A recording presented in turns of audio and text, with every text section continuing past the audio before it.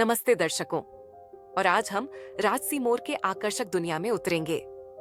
ये शानदार पक्षी अपनी सुंदरता और रहस्य से सदियों से मानव जाति को मोहित करते रहे हैं। इस वीडियो में हम मोर के बारे में कुछ आकर्षक तथ्यों का पता लगाएंगे। उनके विशिष्ट गुणों, व्यवहार और सांस्कृतिक महत्व पर प्रकाश डालेंगे। मोर, जिसे वैज्ञानिक रूप से पावो के रूप में जाना जाता है, तीतर परिवार का हिस्सा है।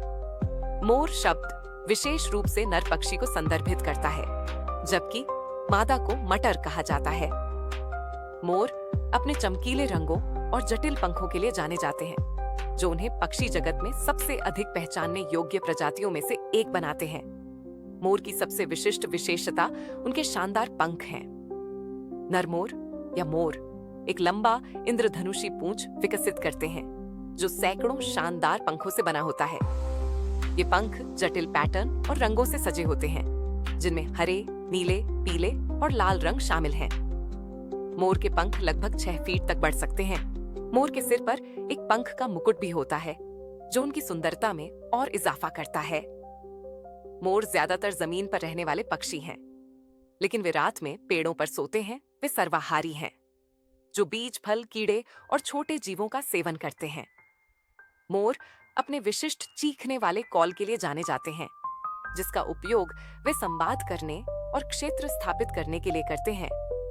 वे अपने पंखों को फैलाते हैं, उन्हें एक विशाल रंगीन पंखे के आकार में प्रदर्शित करते हैं, जबकि वे एक आकर्षक नृत्य भी करते हैं। मोर दुनिया भर की कई संस्कृतियों में एक महत्वपूर्ण प्रतीक रहे हैं।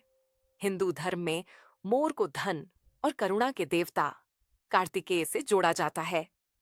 मोर को अक्सर कला, साहित्य और वास्तुकला में सौंदर्य, गौरव और अमरता के प्रतीक के रूप में दर्शाया जाता है। प्राचीन यूनानी और रोमन संस्कृतियों में मोर को वैभव और समृद्धि के प्रतीक के रूप में सम्मानित किया जाता था।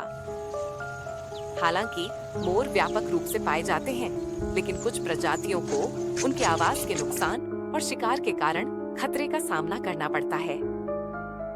मोर के संरक्षण में उनके प्राकृतिक आवासों की रक्षा करना और शिकार को रोकना शामिल है। संरक्षण प्रयासों का उद्देश्य इन शानदार पक्षियों की लंबी अवधि की उत्तरजीविता सुनिश्चित करना है।